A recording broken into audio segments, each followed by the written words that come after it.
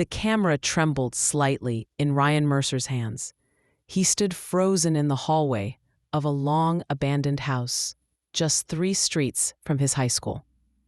The air was thick with dust and memory. He didn't know it yet, but behind the faded floral wallpaper and a crackling floorboard lay the final piece of a mystery that had haunted the town for over 3 decades. Ryan's breath caught when he zoomed in on a photo half hidden behind a splintered cabinet. A girl with sad eyes. The name beneath it, Eleanor May Carter, missing in 1995.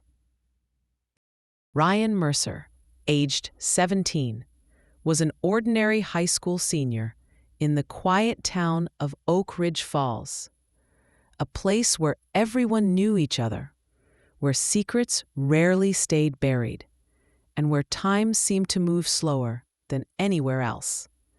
He was passionate about filmmaking, though his confidence faltered when people asked about his future. The senior documentary assignment, part of his final project before graduation, seemed like a formality, something to tick off the list. He'd planned to make a short piece on the evolution of Oak Ridge Falls, a montage of old buildings, rusted playgrounds, and interviews with elders. Nostalgic, simple. His best friend Lena Tran, sharp-tongued but loyal, joined him reluctantly. She didn't like old places, and she hated being on camera. But she liked Ryan more than she'd admit. The town librarian, Mrs. Galen, handed Ryan a folder of archival photographs and maps to help with his research. One of them caught his eye, a house not listed on recent maps, tucked behind the woods near Elderberry Lane, the same house where his father once delivered newspapers. Mrs. Galen had said, "Don't go poking around there. It's got bad history." But teenagers don't listen. One Saturday afternoon, Ryan and Lena made their way to the house. It was as forgotten as it was eerie, paint peeled like sunburnt skin, windows boarded with rotting wood. Yet it called to Ryan. Inside they found remnants of a life abruptly abandoned. Children's books, a cracked mirror, a red ribbon pinned to a corkboard, and a journal. The name inside matched the photo, Eleanor May Carter. He watches me from the orchard again. I told Mom, but she just smiled. There's a door in the cellar. Daddy says not to open it. The last entry was dated April 14th, 1995. Ryan's curiosity became obsession. At school, he dug through microfilm archives, old police reports, and yearbooks. Eleanor had vanished in spring 1995. Her case was labeled as a runaway. No foul play suspected. Her family moved away a year later, but there was something wrong with the official story. Ryan showed the journal to Lena. "Why did no one find this?" he asked. Lena was unnerved. What if someone didn't want it found? One name popped up again and again in Eleanor's journal. Mr. Holloway, a substitute teacher who lived next door. Curious, Ryan found out Holloway was still alive, old, sick, and living in a care home. Against Lena's advice, Ryan visited him. Holloway barely spoke, but when shown Eleanor's photo, he muttered, "They never listened. They said I was imagining things." "What things?" Ryan asked. She screamed, "The night before the thunderstorm." Then he began sobbing. Ryan now believed Eleanor was murdered. But why cover it up? Mrs. Galen revealed more. The original police chief in 1995 was Eleanor's uncle. He retired shortly after her disappearance. As Ryan's video footage came together, Lena warned him, "This isn't a school project anymore. This could ruin lives." But Ryan couldn't stop. in the footage. Eleanor's old drawings showed a man with a jagged scar, someone not in her family. Her brother? She didn't have one. Ryan cross-referenced school rosters from the 90s and found something. Michael Graves, expelled in 1995 for violent behavior. Family lived 2 houses down. Graves now worked at the high school as a janitor.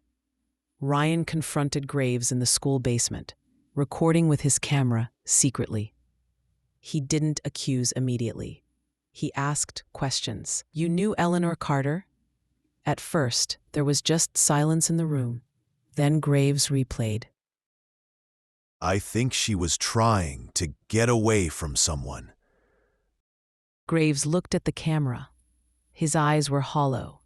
Then he stopped. She saw something she wasn't supposed to. My father, Then he stopped. Hey, turn that off. Graves walked out and never returned. The next day, police found him dead. Suicide. In his locker, a box. Inside, Eleanor's necklace. And a letter confessing that his father, now long dead, had hurt her, killed her, buried her beneath the cellar floor. The old house was excavated. Human remains confirmed Eleanor's identity. After Michael Graves' suicide, Ryan recovers a private interview he recorded off-camera with Graves, something he was too afraid to release before. In it, Graves breaks down emotionally, hinting that the killings were covered up by people in power, including a local business owner and a former school administrator. The segment creates doubt. Was Graves also a victim, a participant, or both? The town was stunned. Ryan's film, originally a school assignment, became national news. He received an award, but he didn't feel victorious. In the closing scene of his documentary, Ryan says, Eleanor Carter was 15. She wanted to be a painter. She liked thunderstorms. She had a laugh that made people turn around. And for 30 years, no one heard her cry. Lena holds his hand in the final shot, watching the film play to a small audience in the school auditorium. Tears in her eyes. Outside, the orchard still stood. The wind moved through the trees like a whisper of the past finally released. Some questions were answered. Some never would be. But the silence was broken, and Eleanor was no longer forgotten. A week after the documentary aired, Ryan sat alone on the bleachers. The sun had long since dipped below the hills, and the field lights buzzed above him. What should have been a triumph now felt like a hollow echo. Lena joined him quietly, offering a paper bag with a thermos of hot cocoa. "You okay?" she asked. He didn't answer immediately. "They've reopened 3 cold cases," he said finally. 3, because of Eleanor. Lena nodded. "That's good, right?" Ryan turned to her. "What if we missed something? What if Graves lied? What if his father didn't do it alone?" A woman named Isabel Whitcomb, Mara's older sister, reaches out to Ryan after watching the documentary. She shares chilling memories. How Mara came home with bruises and once told her he's not done yet. Isabel kept journals too, and she gives them to Ryan. Through them, Ryan and Lena piece together that the abuse may have involved ritualistic elements or group manipulation, possibly linked to secret meetings in the orchard decades ago. This leads them to the concept of the Orchard Pact. Lena stared at him, the warmth of the thermos seeping into her palms as the chill of the evening deepened. "You think there's more to the story?"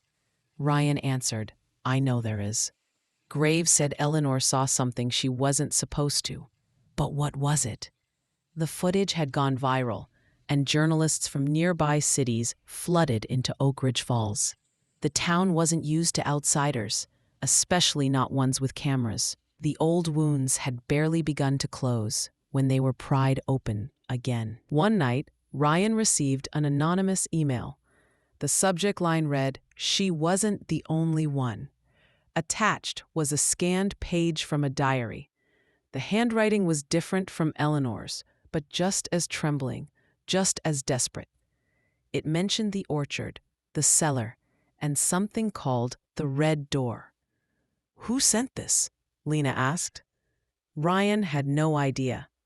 They dug through school records and found a familiar name, Mara Whitcomb. Mara had gone missing in 1994, a year before Eleanor. She was dismissed as a runaway, too. Her file was thinner than Eleanor's, practically blank. They went to see Mrs. Galen. "I remember Mara," she said quietly. "Sweet girl, lived on the edge of town. Her mother died the year before she disappeared. Her father left soon after." "Was there an investigation?" Ryan asked. Galen shook her head. "No one cared much back then. We thought she just had enough." Lena frowned. But what if she didn't believe? The orchard became the center of their search. Late one afternoon, Ryan flew a drone over the area. From above, the pattern of the trees formed something peculiar, an open circle in the middle, bare ground where nothing had grown for years. They returned that night with flashlights and shovels. At the center of the circle, the ground was soft, and beneath it, bones, small, fragile. Ryan called the authorities anonymously. He didn't want the spotlight again. But the story caught fire. Another girl, another secret buried beneath Oak Ridge Falls. And the name they found carved into a buried stone, M.W.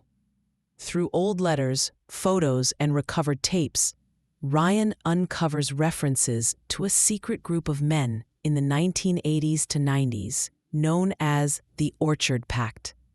Men who manipulated young girls and suppressed reports through bribery and threats. One of the men was a former principal. Another was Eleanor's uncle, the police chief who first declared her a runaway. By now, the town was spiraling, caught between denial and reckoning. The discovery of Mara Whitcomb's remains reopened scars people had tried for years to forget. Parents clutched their children a little tighter. Neighbors avoided eye contact. And Ryan couldn't sleep. He played and replayed every frame of his documentary, searching for something he missed. And then, during a clip of the orchard footage, he saw it. Just past the circle of trees, half hidden behind a thicket of bramble and long-forgotten fence posts, a shed. A lopsided, decaying structure he hadn't noticed before. He and Lena went back. The shed groaned under its own weight. The door was painted red, faded now, but unmistakable. Lena shivered. "The red door," she whispered. Ryan didn't film. Not this time. Some things he felt were too sacred. Inside, they found old furniture, a rusted cot, moldy blankets, and under the floorboards, another journal. This one belonged to Sophie Tenenbaum, a girl who'd vanished in 1993. Her name wasn't even on the town's missing persons list. Her final entry read, "She says no one's coming. I screamed for days. I wrote my name on everything I could. I don't want to disappear. And then, if anyone finds this, please find the others. Please tell my mom I didn't run away." Ryan's chest felt like it would collapse. Lena knelt down and wept. They didn't call the police this time. They called Mrs. Galen. The librarian read every page, then stood in silence. "They always said Oak Ridge was a good town," she said bitterly. "Good towns don't bury little girls under orchards." The shed was excavated. Authorities found signs of human confinement, blood, remains, multiple. DNA would take months, but already the truth was undeniable. There had been a serial predator operating in Oak Ridge Falls for years, and someone, likely multiple people, had known. Ryan expanded the documentary, not for awards, for the victims. Their faces now filled the screen. Not just Eleanor, not just Mara, but Sophie and others. News trucks left, but grief stayed.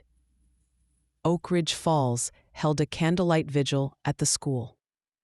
One by one, families stood before the crowd, holding photos, sobbing, telling stories of girls whose names the town had forgotten or ignored. Ryan and Lena stood at the back, watching. She whispered, "I don't think we'll ever be the same." Ryan said, "Good, we shouldn't be." But he was tired, more than tired. A heaviness clung to his shoulders, an ache deep in his bones. He had uncovered horror, but also buried part of himself to do it. His father found him on the porch that night, blanket around his shoulders, eyes blank. "You did something brave." Ryan nodded. "Then why does it feel like I broke something?" His father sat beside him and said, "Because truth doesn't fix things. It just shows you what was always broken." Graduation came and went. Ryan didn't speak at the ceremony. He barely walked the stage. But weeks later, the school library opened a new wing, the Eleanor Carter Memorial Archive. Ryan's documentary played on loop in a quiet room filled with newspaper clippings, photos, and flowers. People came. They cried. They remembered. And across the room, a photo wall, one for each girl. Eleanor, Mara, Sophie, others still unidentified. Lena left town for college that fall. Ryan stayed. He needed time. But before she left, they sat beneath the trees in the orchard, wind rustling the leaves. "I hope they found peace," Lena said. "They did," Ryan replied, "because we found the truth." The wind carried their words into the branches, and somewhere, maybe, little Eleanor Carter smiled. If you're interested in stories of disappearances that defy reason, mysteries that haunt, crimes that unravel slowly, and voices that deserve to be heard, subscribe for more.